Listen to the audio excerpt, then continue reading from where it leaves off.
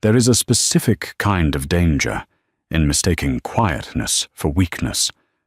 When Jessica poured out $100 champagne in a $6 million penthouse, flaunting the imported Italian marble and the breathtaking Manhattan skyline to her guests, she thought she had won. She thought she had outsmarted the quiet, unassuming wife of the man footing the bill. She gloated about her generous mystery man, parading her newly acquired diamonds, entirely oblivious to the deadliest detail in the room. The building she stood in, the deed she bragged about, and the very ground beneath her designer heels belonged exclusively to the father of the woman she was currently trying to humiliate. Harry Hunter understood wealth in a way that most people, including her husband, never would. Born to Richard Hunter, a fiercely private black billionaire who had spent 4 decades quietly buying up prime commercial and residential real estate across North America and Europe through a labyrinth of holding companies, Harry was raised with a singular rule. Money talks, but wealth whispers. She wore unbranded cashmere from Loro Piana, drove a discreet Volvo SUV, and spent her days managing her family's sprawling philanthropic foundation. To the casual observer in their elite Manhattan social circles, Harry was simply a refined, elegant woman with a decent trust fund. She never corrected them. She certainly never corrected her husband, Haley Pendleton. Haley was a man entirely constructed of ambition and insecurity. A white, handsome, silver-tongued senior vice president at a prominent private equity firm, he loved the performance of wealth. He wore his Rolex Daytona like a badge of honor, leased the newest Porsche 911 every 2 years, and thrived on the aggressive, high-stakes energy of Wall Street. When they met 7 years ago, Harry had found his drive intoxicating. He didn't know the extent of her family's fortune. Richard Hunter's name was deliberately kept off the Forbes list, hidden behind the impenetrable wall of Vanguard Hunter Holdings. Haley knew Harry came from a comfortable family, and when they married, Richard had gifted them a beautiful, but not ostentatious, Upper East Side townhouse. Haley assumed he was the primary breadwinner. He assumed his mid-7-figure bonuses were what kept them afloat in the upper echelons of New York society. Harry let him believe it. She loved him, and if feeling like the king of the castle made him happy, she was content to play the supportive wife. She quietly paid the property taxes, subtly covered the astronomical maintenance costs of their lifestyle from her own accounts, and never asked for credit. But over the past year, Haley had changed. The shift was insidious at first. It started with late nights at the office, the classic cliché that Harry initially brushed off. Then came the sudden obsession with his appearance, new bespoke suits from Savile Row, a rigid gym schedule, and a sudden insistence on taking solo networking trips to Miami and Aspen. His phone, once carelessly left on the kitchen island, was now glued to his hand, resting face down whenever he sat at the dinner table. Harry wasn't naive. She noticed the lingering scent of Le Labo Santal, 33, on his coat, a fragrance she didn't wear. She noticed the unexplained charges on his secondary American Express card, the one he thought she didn't monitor. But Harry was a hunter. Hunters didn't panic. They gathered data. The missing puzzle piece arrived in the form of Jessica Caldwell. Jessica was a junior partner at a rival wealth management firm, a woman who treated social climbing like an Olympic sport. Harry had met her twice at charity galas. Jessica was 26, stunning in an aggressively curated way, and possessed an insatiable hunger for the spotlight. Her Instagram was a shrine to new money. Photos of designer shopping bags, cryptic captions about boss moves, and endless selfies in the back of chauffeured cars. Harry wouldn't have given Jessica a second thought if it weren't for a gala at the Metropolitan Museum of Art in late October. Haley had been unusually anxious that evening, his eyes darting across the room. When Jessica arrived, draped in a backless emerald gown, Haley's posture went rigid. Harry, sipping her sparkling water, watched the imperceptible nod Jessica gave her husband. She watched the way Haley's jaw clenched. Later that night, while Haley was in the shower, his phone buzzed on the nightstand. The notification screen lit up briefly. "JC, the emerald dress was for you. See you Tuesday." Harry stared at the glowing screen. She didn't cry. She didn't scream or throw the phone against the wall. Instead, a cold, surgical calm washed over her. She walked to her private study, opened her encrypted laptop, and began to work.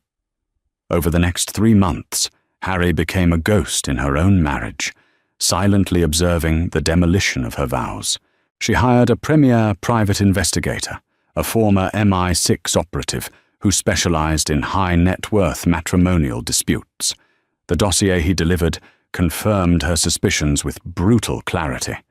Haley and Jessica had been engaged in an affair for over 8 months. Haley was not just sleeping with her, he was funding her lifestyle. He was blinded by the ego stroke of a younger, flashy woman who looked at him like he was the master of the universe. But what fascinated Harry wasn't the affair itself, it was the sheer audacity of Jessica's public boasting. Jessica's social media presence had evolved from aspiring socialite to full-blown luxury influencer. She began posting from exotic locations that perfectly aligned with Haley's business trips. When Haley claimed he was at a conference in Geneva, Jessica posted a TikTok from a suite at the Ritz-Carlton, panning the camera over a velvet box containing a Cartier Love bracelet. "When he knows exactly what you want," the caption read. Harry cross-referenced the dates. She matched the background of Jessica's photos, the specific grain of wood on a restaurant table at Le Bernardin, the unique upholstery of a private jet interior with Haley's schedule. It was almost insulting how careless they were. Then came the centerpiece of Haley's betrayal. In January, Haley casually mentioned that he had closed a massive restructuring deal and wanted to invest a portion of his bonus into real estate. "Just a small portfolio diversification," he had said over morning coffee, not meeting her eyes. "A corporate shell company structure, good for tax purposes." 2 weeks later, Jessica's Instagram exploded. She posted a live video to her 50,000 followers, standing in the middle of a massive, sun-drenched penthouse. The apartment was unfurnished but breathtaking, featuring floor-to-ceiling windows with panoramic views of the Hudson River. "Life update," Jessica squealed to the camera, twirling in the empty space. "My incredible generous man just bought me my dream home. Say hello to the newest resident of the Sovereign Tower in Tribeca." Harry, sitting in her home office, froze. She replayed the video. She stared at the custom brass detailing on the window frames. She recognized the imported Calacatta marble on the kitchen island. She knew the exact dimensions of that penthouse. The Sovereign Tower wasn't just any luxury building. It was the crown jewel of Vanguard Hunter Holdings' new residential development portfolio. Harry's father, Richard, had spent 5 years developing it. Harry herself had sat in on the board meetings, personally approving the interior design mock-ups for the penthouse suites. Haley had used a dummy corporation, Apex Holdings LLC, to sign a 10-year, fully paid lease on the $8 million penthouse for his mistress. He thought he was being a financial genius, hiding the transaction behind layers of corporate anonymity. He had no idea that the property management company, the holding company, and the very ground the building stood on belonged to his wife's family. Harry opened her laptop and accessed the Vanguard Hunter internal secure portal. She bypassed the standard security protocols, logging in with her executive credentials. She pulled up the tenant file for Penthouse A at the Sovereign Tower. There it was. Lessie, Apex Holdings, LLC. Occupant, Jessica Caldwell. Harry leaned back in her leather chair, a slow, dangerous smile spreading across her face. Haley had bought his mistress a gilded cage, completely unaware that Harry held the master key. The betrayal had stung, yes. But the absolute stupidity of the man she had married?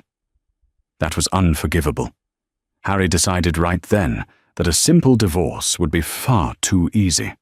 Haley wanted to play real estate mogul. Jessica wanted to play wealthy socialite.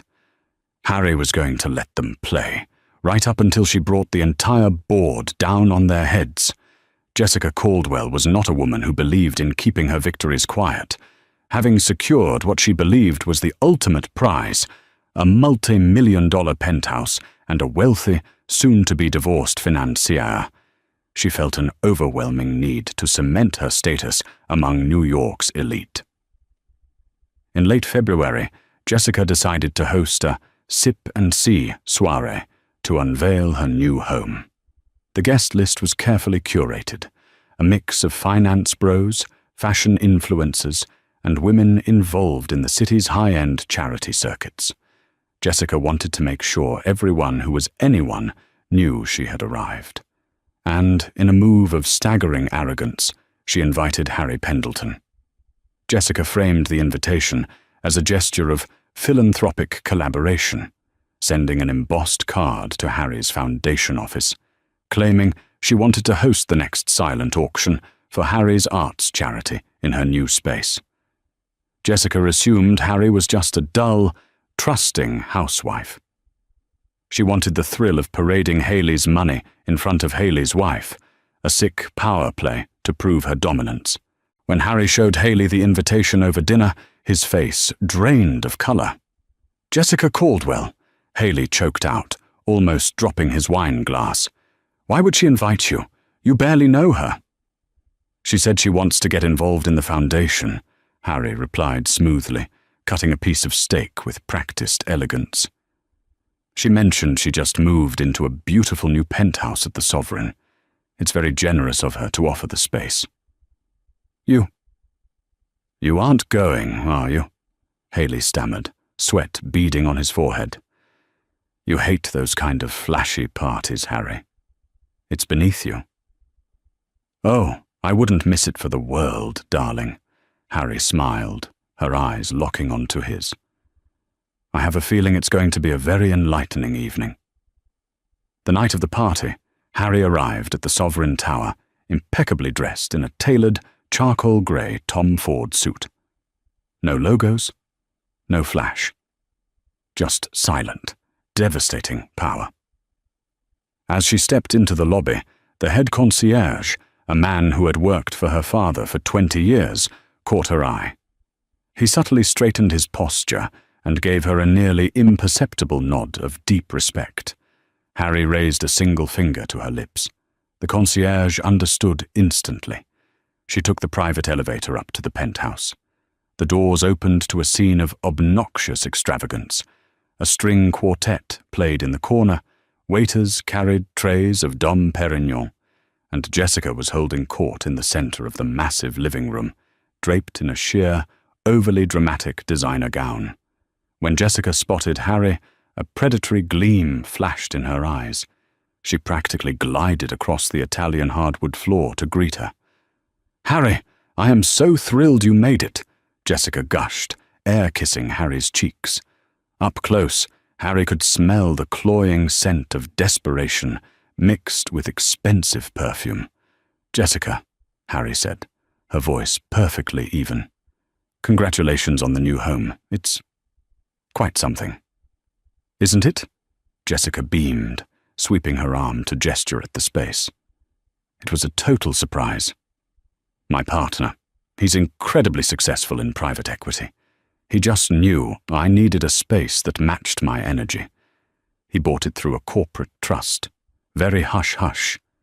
He says I deserve the absolute best." "How romantic," Harry murmured, taking a glass of champagne from a passing waiter. "It takes a special kind of man to make an investment like this." Oh, you have no idea. Jessica laughed, completely missing the irony. Come, let me give you a tour. You simply have to see the primary bathroom. The marble was imported directly from Carrara. Harry followed Jessica through the sprawling apartment. As Jessica bragged about the exclusive features of the home, Harry internally catalogued everything. Notice the smart glass in the shower, Jessica boasted as they entered the primary suite. It turns opaque at the touch of a button. My guy spared no expense. Yes, Harry replied, running a hand along the vanity. Though, if I recall correctly, the smart glass was actually a vendor substitution because the original privacy frosting didn't pass the fire code inspection during the build phase last November. Jessica stopped, blinking in confusion. Wait, how do you know that? Harry took a slow sip of her champagne, her expression placid. Oh, I read a lot of architectural design blogs. It's a hobby. Jessica laughed, though it sounded slightly forced. Well, you certainly know your stuff. Anyway, make yourself at home. I need to go mingle. As Jessica hurried off to greet a minor reality television star who had just walked in, Harry wandered toward the master closet. The door was slightly ajar. She pushed it open and stepped inside. Half of the massive walk-in was filled with Jessica's designer wardrobe, rows of Birkin bags, Louboutins, and seasonal runway pieces. But the other half, neatly organized, belonged to a man. Harry walked over and ran her fingers over a row of custom-tailored Brioni suits. She recognized them instantly. She had picked out the fabric for 3 of them. On the velvet-lined accessory island in the center of the closet, a pair of platinum cufflinks rested casually next to a watch winder. They were monogrammed. A W.P. Haley William Pendleton. Harry stared at the cufflinks. The absolute, unmitigated disrespect. Haley wasn't just paying for this place. He was practically living here part-time. She pulled her phone from her clutch and took 3 clear, high-resolution photos of the closet, the suits, and the cufflinks. Then, she opened her contacts and dialed a number she rarely used outside of business hours. Hunter, a gruff, commanding voice answered on the second ring. It was her father, Richard. Hi, Dad, Harry said softly, turning her back to the closet door. Harry, sweetheart, it's late. Is everything all right? Everything is perfectly fine, Dad, Harry said, staring out the window at the glittering skyline that her family practically owned. But I have a business request. Do you remember Apex Holdings LLC, the shell company that leased Penthouse A at the Sovereign? I'd have to check with the legal team, but yes, it rings a bell. A 10-year prepay, wasn't it? Yes. I need you to trigger the morality clause in the building's charter. I also need the holding company's ownership unmasked and the lease immediately voided due to fraudulent representation. There was a heavy pause on the line. Richard Hunter didn't become a billionaire by asking stupid questions. He could hear the steel in his daughter's voice. Who is the true owner of Apex Holdings, Harry? He asked quietly. Haley, Harry replied. Silence hung in the air, thicker than the expensive perfume wafting from the living room. When Richard finally spoke, his voice was dangerously calm, carrying the weight of a man who could destroy lives with a single signature. I'll have Vanguard's legal team draw up the eviction and asset seizure notices tonight, Richard said. Do you want to drop the hammer, or should I? Harry looked out of the master bedroom, watching Jessica laugh loudly by the floor-to-ceiling windows, holding court in a kingdom she thought she ruled. Oh, Dad, Harry smiled, her voice entirely devoid of mercy. Let me have this one. The crisp February air hit Harry's face the moment she stepped out of the Sovereign Tower's grand lobby, but she barely felt the chill. The heavy glass doors slid shut behind her, sealing away the clinking of crystal flutes, the pretentious laughter, and the suffocating scent of Jessica Caldwell's ambition. Harry pulled her charcoal grey cashmere coat tighter around her shoulders and slid into the back of her waiting Volvo SUV. She didn't instruct her driver to head home to the Upper East Side immediately. Instead, she asked him to drive a slow loop around Central Park.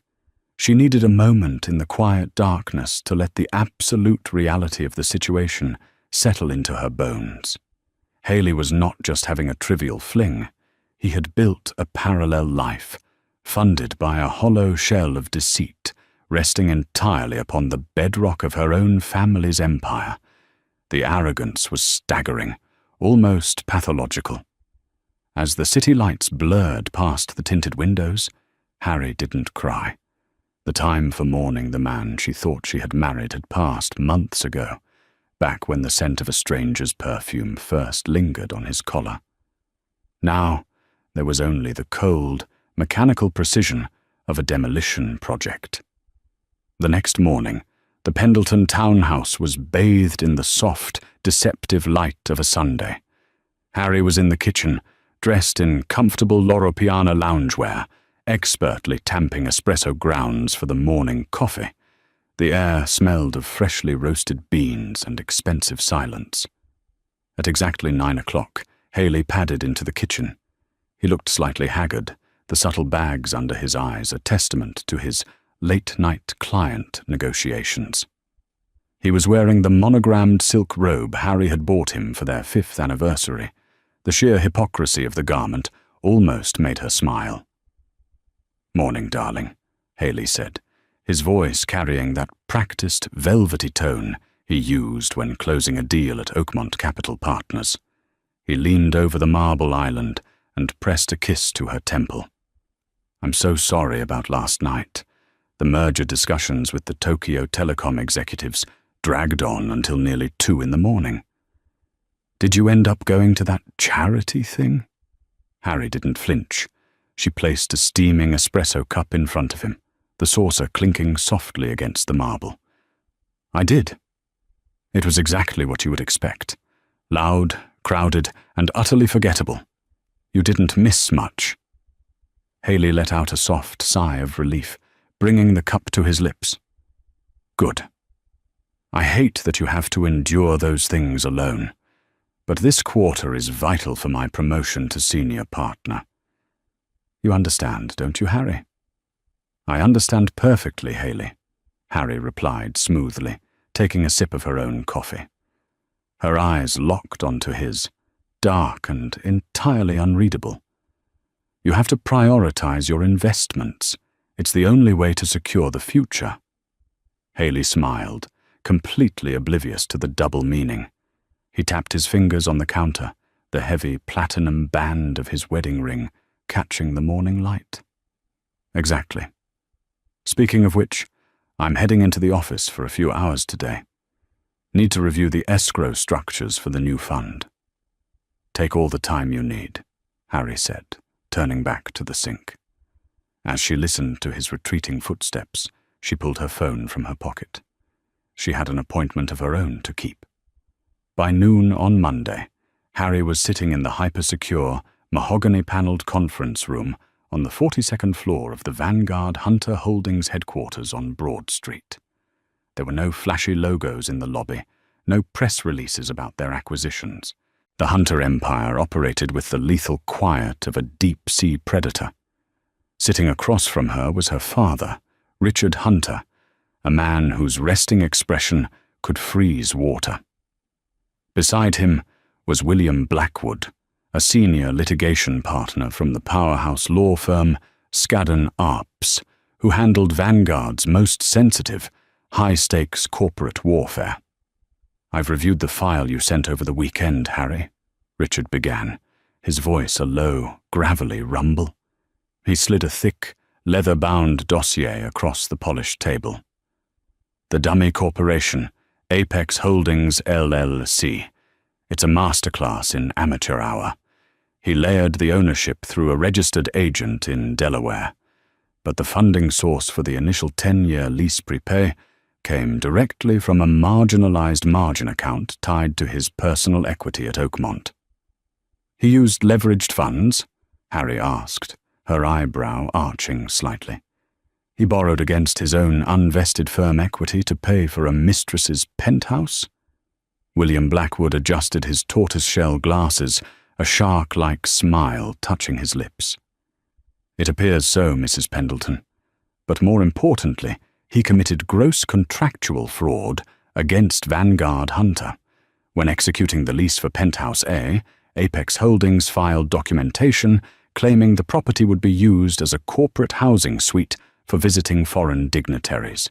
This secured them a preferred commercial tax rate and bypassed the standard residential background checks. And instead, it is being occupied by a 26-year-old wealth manager who posts TikToks in the master bathroom, Harry finished, leaning back in her chair. Precisely, Blackwood nodded. This triggers Section 4, Clause B of the Sovereign Towers Master Tenant Agreement, the Morality and Fraudulent Misrepresentation Clause. We don't just have the right to evict. We have the right to execute an immediate, non-negotiable asset seizure of everything within the premises as collateral against the fraudulent tax liabilities his shell company has exposed my client to. Richard folded his hands on the table, his eyes fixed on his daughter. We can bury him, Harry. We can freeze the Apex accounts, seize the penthouse, and send a notice of gross financial misconduct to the managing partners at Oakmont Capital. A man who leverages unvested company equity to commit real estate fraud is not a man Oakmont will keep on their board. Harry looked down at the dossier. For 7 years she had loved Haley. She had believed in his potential, supported his endless ambition, and turned a blind eye to his minor vanities. But looking at the cold, hard proof of his deceit, the sheer, unadulterated disrespect of funding a lie with her family's real estate, the last remnants of her affection evaporated, replaced by a crystalline resolve. Do it, Harry said quietly. All of it. But William, I want the eviction to happen tomorrow morning, 9 a.m. sharp, and I don't want Haley to know it's coming from me. I want him to think the Vanguard corporate machine simply caught a discrepancy and crushed his shell company without a second thought.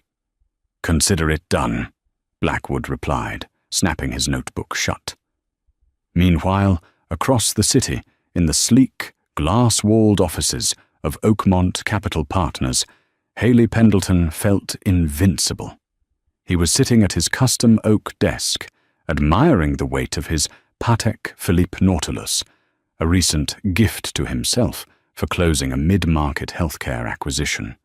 He picked up his phone and opened his encrypted messaging app, quickly typing out a message to Jessica. A WP, thinking about you in that sheer dress. Dinner at Le Bernardin Thursday? I'll have the driver pick you up at the penthouse. He hit send, leaning back in his ergonomic Herman Miller chair with a satisfied sigh. He had it all figured out. A beautiful, compliant wife at home who didn't ask questions. A stunning, high-society mistress in a Tribeca penthouse, and a career trajectory pointing straight to the stars. He was the master of his universe, moving pieces on a chessboard that only he could see. He had no idea that the board, the pieces, and the very table he sat at had already been flipped. Tuesday morning arrived in New York City with a grey, relentless drizzle, mirroring the cold reality that was about to descend upon the 72nd floor of the Sovereign Tower. Inside Penthouse A, Jessica Caldwell was living her fabricated dream. It was 9 a.m., and she was wandering through the massive, sun-drenched living room in a silk La Perla robe, sipping matcha lattes and curating her aesthetic. She had just set up her ring light by the floor-to-ceiling windows, preparing to film a morning routine of a luxury real estate owner vlog. She adjusted the collar of her robe to ensure a subtle flash of her Cartier necklace was visible to the camera. She was just pressing the record button when the private elevator, which opened directly into the penthouse, emitted a sharp, authoritative chime. Jessica paused, her brow furrowing in annoyance. She wasn't expecting her personal trainer for another hour, and Haley never visited in the morning. She tightened her robe and walked toward the foyer, fully prepared to scold the concierge for sending up an unannounced delivery. The brass doors slid open smoothly. It wasn't a delivery boy. Stepping out of the elevator was the building's stern-faced property manager, flanked by a razor-sharp corporate attorney from Skadden Arps, a woman named Sarah Jenkins, who looked like she chewed glass for breakfast. Behind them stood two massive, impeccably dressed men in dark suits, their demeanor radiating the silent, terrifying authority of elite private security. "Excuse me?" Jessica snapped, her perfectly glossed lips pulling into a sneer. "Who are you? You can't just barge into my private residence. The concierge is going to be fired for this." Sarah Jenkins stepped forward, her heels clicking ominously against the imported Italian hardwood. She didn't blink. She didn't smile.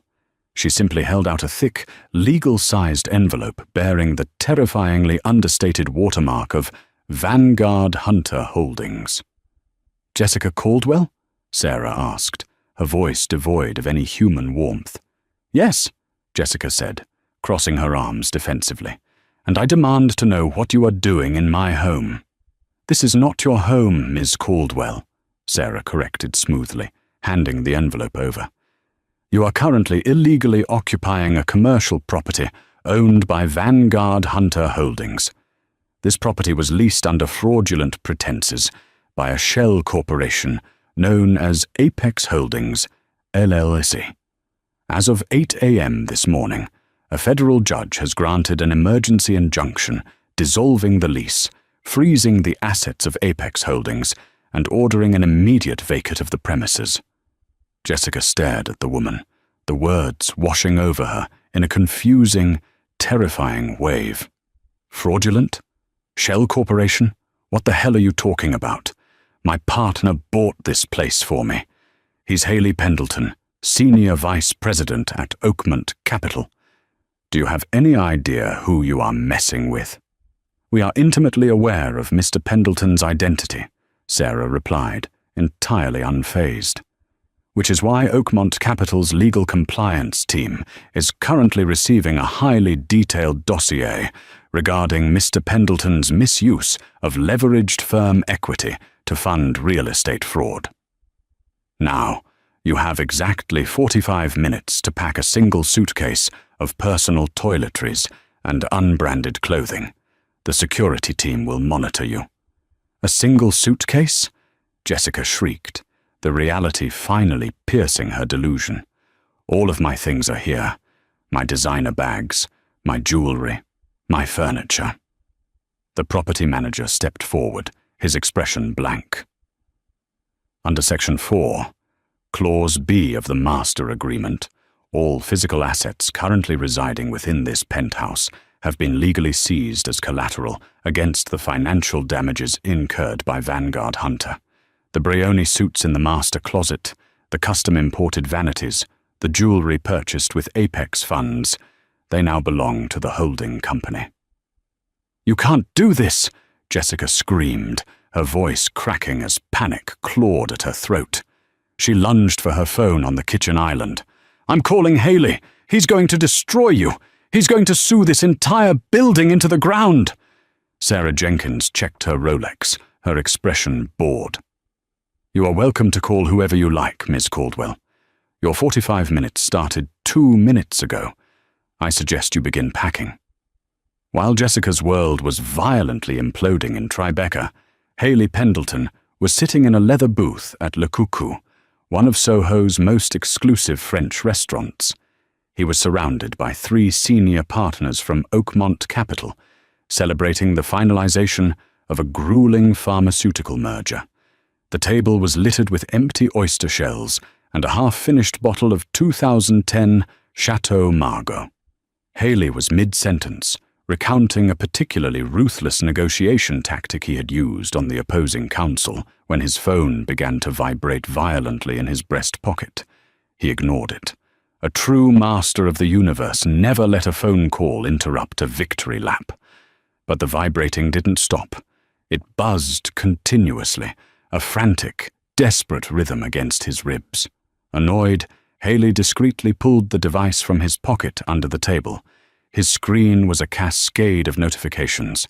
14 missed calls from Jessica, 8 urgent voicemails, 3 high-priority emails from his personal wealth manager at Chase Private Client. Frowning, Haley tapped on the first email preview. The subject line made the blood freeze in his veins. Urgent. Apex Holdings. Asset freeze. Federal injunction enclosed.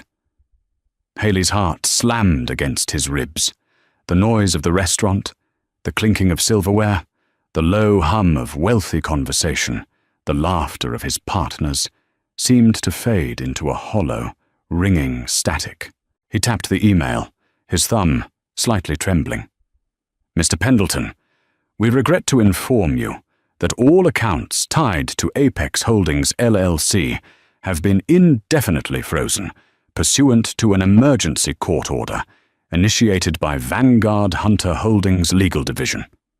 Furthermore, a hold has been placed on your personal margin accounts due to suspected cross-collateralization fraud. Haley? Haley snapped his head up. Richard, the founding partner of Oakmont, was looking at him with a raised eyebrow.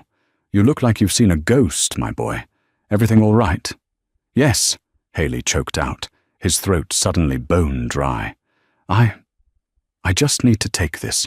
A minor compliance issue with the London office. Excuse me for one moment. He stood up too quickly, his napkin falling to the floor, and practically sprinted toward the restrooms. He locked himself inside a marble-lined stall, the silence of the bathroom doing nothing to quell the roaring in his ears. Vanguard Hunter Holdings, the untouchable real estate behemoth? Why were they targeting his tiny shell company? He dialed Jessica's number, his hands shaking so badly he almost dropped the phone. It went straight to voicemail. He dialed his wealth manager. Frank, Haley hissed into the receiver the moment the man answered. What the hell is going on with Apex? Why is Vanguard Hunter involved? Haley, thank God. Frank's voice sounded panicked. It's a bloodbath. Skadden Arps served us an hour ago.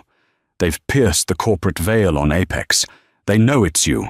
They're claiming you committed gross fraud on the commercial lease application for the Sovereign Tower penthouse. They're seizing the property, the assets, everything. They can't do that, Haley yelled, slamming his fist against the stall door. It's a standard shell structure. I'll pay the difference in the tax rate. Just write them a check. You don't understand, Haley, Frank said quietly, the sound of defeat heavy in his voice. This isn't about the money. Vanguard Hunter doesn't sue for back taxes. They destroy. And they've forwarded the entire fraud indictment to Oakmont's compliance board. They know you leveraged unvested firm money. Haley, your firm's legal team called me 5 minutes ago. They're suspending you pending an internal investigation. Haley dropped the phone.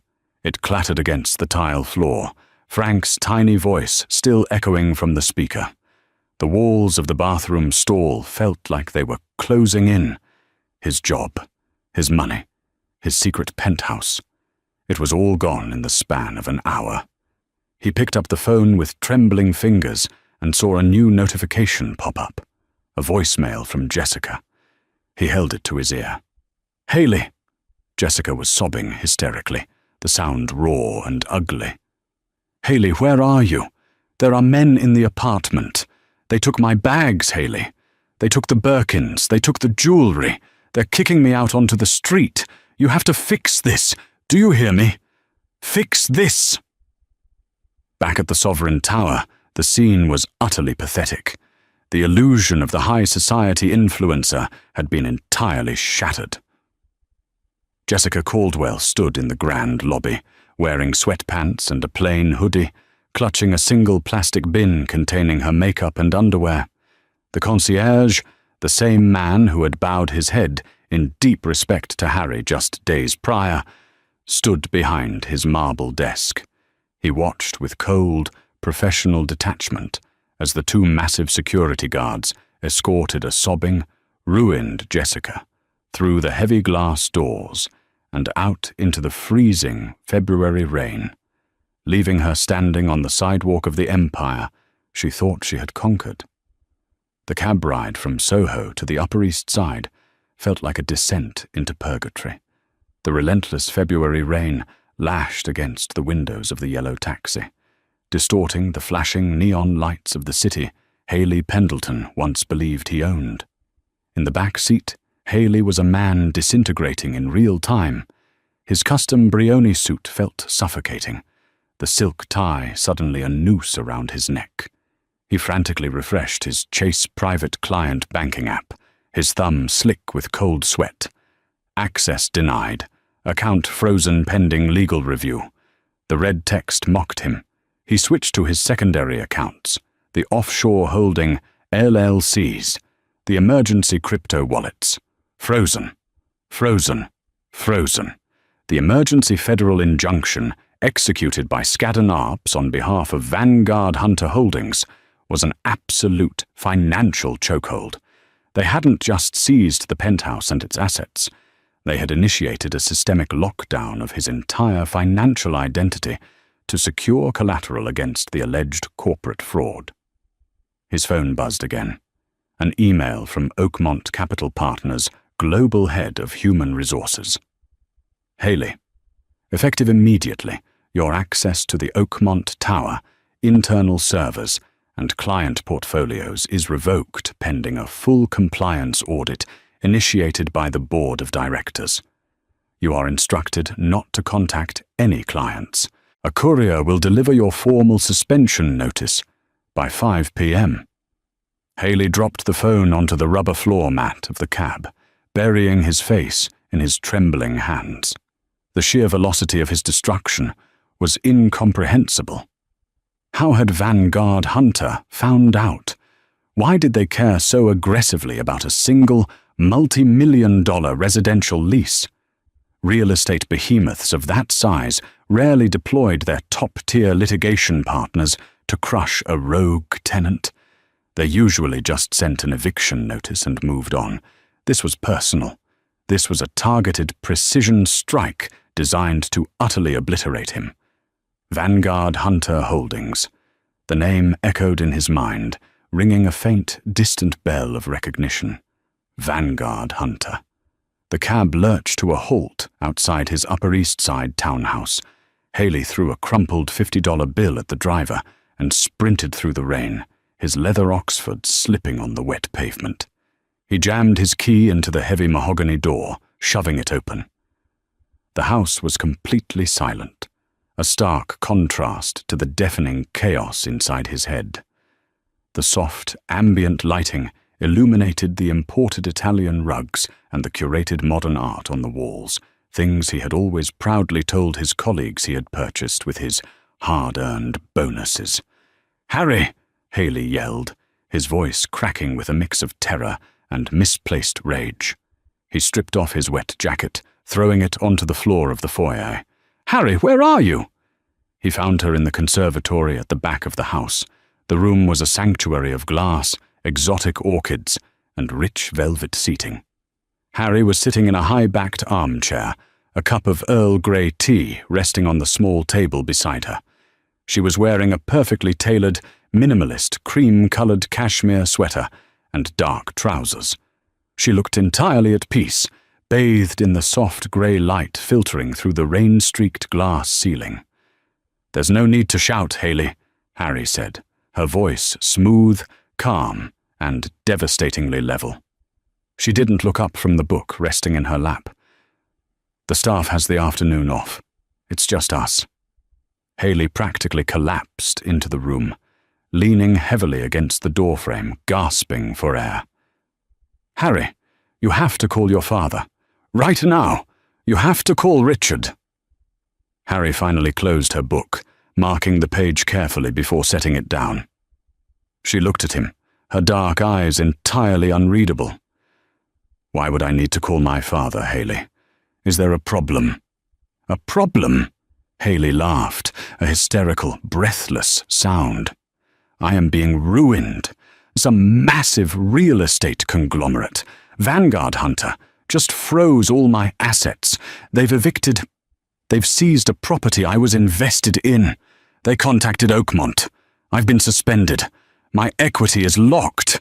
They are claiming I committed commercial fraud. I need Richard to make some calls. He knows people in real estate. He can find out who runs Vanguard and get them to back off. Harry picked up her teacup, bringing it to her lips. She took a slow, deliberate sip. The silence in the conservatory stretched, thick and suffocating. You really don't know, do you? Harry asked softly, a terrifyingly serene smile touching the corners of her mouth. After 7 years of marriage, countless dinners, and endless conversations about my family's foundation, you never once bothered to look past the surface. Haley stopped panting. A cold, creeping dread began to pool in his stomach. The manic energy drained from his limbs, replaced by a paralyzing chill. What are you talking about? Vanguard Hunter Holdings, Harry enunciated clearly, the syllables dropping like stones into a quiet pond. It isn't just a conglomerate, Haley. It is a private, family-owned entity. Vanguard. Hunter. My father, Richard Hunter, is the sole founder, chairman, and majority shareholder. Haley stared at her. The world tilted on its axis. The blood rushed from his face, leaving him pale and hollowed out. He opened his mouth to speak, but no sound came out. The pieces of the puzzle slammed together with sickening violence. The unbranded luxury she lived in. The quiet, staggering wealth of her father that was never flaunted, but always present. The ease with which she navigated circles of power that Haley spent his entire life desperately trying to claw his way into. You, Haley whispered, his voice trembling. Your family owns Vanguard. Yes, Harry replied, leaning back in her chair, crossing her legs. And Vanguard owns the Sovereign Tower in Tribeca, the very building where you thought you could hide your little 26-year-old parasite. The building where you illegally used leveraged firm equity from Oakmont to sign a fraudulent commercial lease for a residential penthouse. A penthouse, I might add, whose interior design I personally approved last year. Haley's knees buckled. He fell to the floor, the wet fabric of his trousers soaking into the expensive rug. Harry, please, it was a mistake. A stupid, meaningless mistake. Jessica means nothing to me. It was just an ego trip. I swear to God, I love you. Do not insult my intelligence by begging, Haley. And do not dare speak to me about love. Harry's voice hardened, the facade of a gentle wife completely vanishing, replaced by the ruthless heir to $1 billion empire. An affair is a mistake. What you did was an insult. You didn't just sleep with another woman. You funded her with a shell company, exposed my family's assets to your fraudulent tax liabilities, and let her parade around high society, bragging about the wealth you were providing. Wealth that you only had proximity to because of me. Haley was weeping now, openly sobbing on the floor of the conservatory. I'll give it back. I'll pay whatever Vanguard wants. Just call off the lawyers, Harry. They're going to destroy my career. Oakmont will strip me of my unvested equity. I'll have nothing. You already have nothing, Haley, Harry corrected him, standing up. She walked over to a small mahogany writing desk in the corner of the room and picked up a thick, bound legal folder. She walked back and dropped it on the floor right in front of him. It hit the rug with a heavy, definitive thud. Those are the divorce papers, drafted by Skadden Arps, Harry said, looking down at him with the detached curiosity of a scientist observing a dying insect. Along with a comprehensive itemization of every dollar you have fraudulently diverted over the last 8 months. You will sign them, uncontested. You will vacate this house by midnight tonight. You will take only the clothes you brought into this marriage. If you attempt to fight this, if you attempt to claim a single dime of spousal support, my father's legal team will hand your entire financial dossier over to the SEC and the IRS by tomorrow morning. You won't just be broke, Haley. You will be in a federal penitentiary. Haley stared at the folder through blurred, tear-filled eyes. The absolute totality of his ruin was laid bare before him. He had played a dangerous, arrogant game, entirely unaware that his quiet, unassuming wife was the one who owned the board. You planned this, Haley choked out, looking up at her, realizing the terrifying depth of the woman he had married. You brought me down. No, Haley, Harry said softly, turning her back on him and walking toward the doorway of the conservatory. You built a house of cards. I simply opened the window and let the wind do the rest. The absolute destruction of Haley Pendleton and Jessica Caldwell did not make the front page of the Wall Street Journal. It didn't need to. In the hyper-insulated, aggressively competitive world of New York's financial elite, the Whisper Network is far more lethal than any published headline. By the time Friday arrived, 3 days after the evictions and asset freezes, Haley was entirely radioactive. The managing partners at Oakmont Capital did not just fire him, they performed a corporate exorcism. To protect the firm from the massive liability of Haley's cross-collateralization fraud, Oakmont's legal team triggered a catastrophic bad actor clause hidden deep within his employment contract. Every single share of his unvested equity, representing millions of dollars in future wealth he had been banking on, was instantly dissolved and seized by the firm to cover the financial damages and penalties demanded by Vanguard Hunter's lawyers. Oakmont then quietly leaked a sanitized, yet brutal, summary of his termination to the right people at Goldman Sachs, the Carlyle Group, and Blackstone. Haley was blacklisted, a 36-year-old former prodigy, now entirely unemployable in the only industry he knew. Jessica Caldwell's descent was equally spectacular, playing out in the cruel arena of the internet. Cast out of the Sovereign Tower with nothing but a plastic bin, she had retreated to a cheap, depressing motel in Queens. Desperate to reclaim some semblance of her shattered narrative, she had attempted to go live on Instagram on Wednesday evening, intending to post a tearful, victimizing video about being abused by a powerful man. She never got the chance. Before she could hit broadcast, a courier arrived at her motel room door with a heavily notarized cease and desist order from Skadden Arps. The document explicitly detailed her complicity in occupying a fraudulently obtained commercial property. It informed her that if she uttered Haley Pendleton's name, Vanguard Hunter's name, or referenced the Sovereign Tower in any public forum, she would be immediately sued for defamation, corporate espionage, and complicity in financial fraud to the tune of $10 million. Terrified and silenced, Jessica watched her digital empire crumble. The luxury brands that had previously sponsored her, Revolve, Sephora, various boutique PR agencies, were tipped off about her sudden change in status. They didn't care about the morality of the affair. They cared about the aesthetic. A disgraced mistress living in a Queens motel was not brand safe. Within 48 hours, every sponsorship contract she held was voided under morality clauses. Her follower count plummeted as the steady stream of aspirational luxury content abruptly stopped. She was left with massive credit card debt she had accrued trying to keep up appearances, and absolutely zero income to pay it.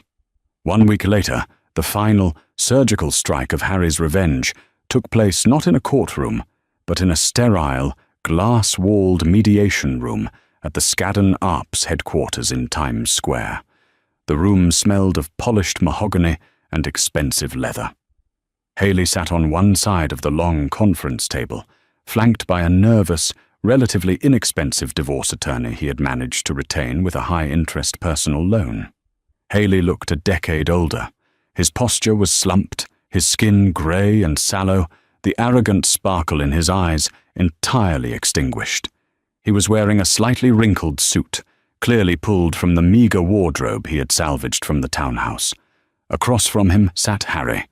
She was a vision of absolute, untouchable power, dressed in a sharp, structured Givenchy blazer. To her left sat William Blackwood, Vanguard's apex predator of a litigator. "Let us make this exceptionally brief," Blackwood began, not bothering to offer a greeting. He opened a massive indexed binder. "We are here to finalize the dissolution of marriage between Harry Hunter Pendleton and Haley William Pendleton. As per the ironclad prenuptial agreement signed 7 years ago, in the event of documented marital infidelity and / or financial misconduct by the husband, all shared assets revert entirely to the Hunter estate." Haley's lawyer, a balding man named Higgins, cleared his throat nervously.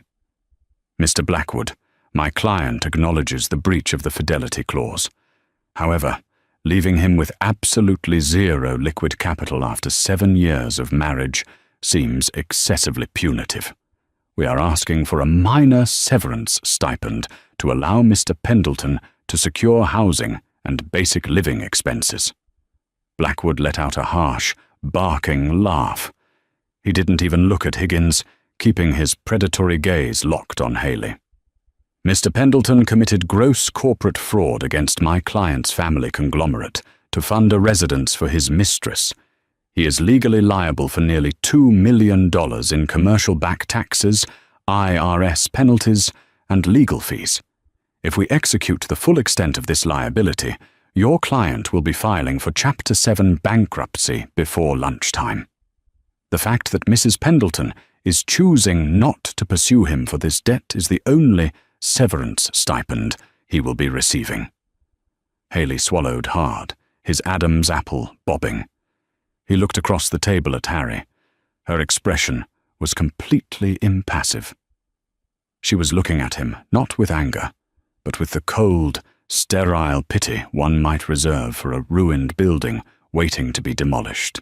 "Harry," Haley whispered, his voice cracking. "Please, I have nothing. Oakmont took my equity.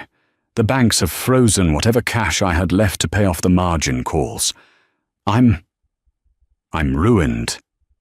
You've won. Isn't this enough?" Harry finally spoke. Her voice was quiet, lacking the theatrics of anger, which made it all the more terrifying. "You ruined yourself, Haley," she said smoothly, leaning forward slightly. "You believed that wealth was a performance.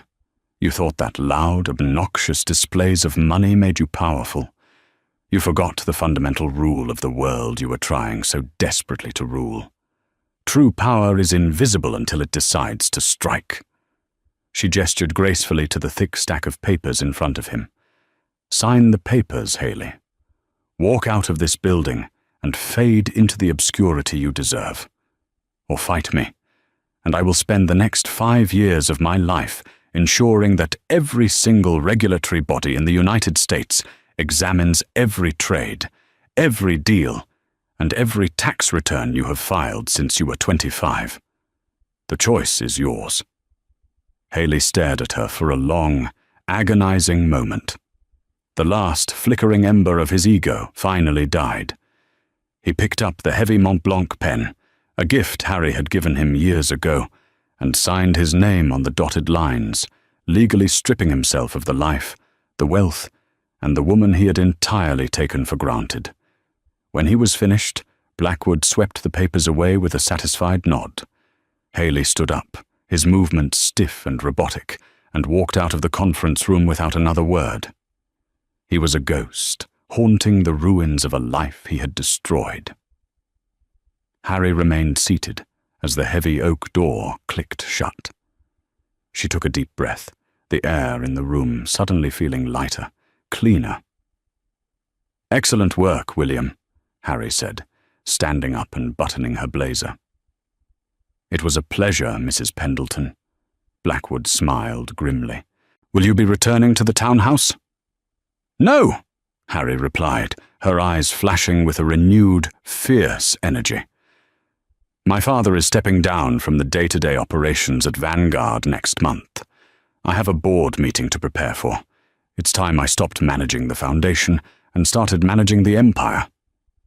Harry walked out of the law firm and stepped into the bustling chaos of Times Square.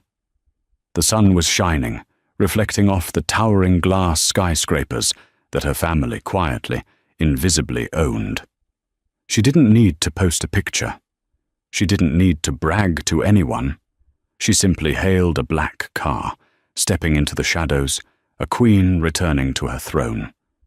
In the end, the devastation of Haley Pendleton and Jessica Caldwell was absolute, silent, and entirely legal. Harry didn't scream or throw clothes onto the street. She simply let the crushing weight of her family's empire do the work. Haley awoke to frozen assets, a voided lease, and a divorce settlement that stripped him of the wealth he had falsely claimed as his own, while Jessica was evicted from her penthouse by a team of emotionless corporate lawyers. The grand irony was that their insatiable greed and need for public validation were exactly what handed Harry the weapons to destroy them. They learned, too late, the golden rule of the elite. Loud money makes a scene, but quiet wealth pulls the strings. Harry stepped out of the shadows to take her rightful place at the head of Vanguard, her peace restored, proving that true power doesn't need to shout to be heard.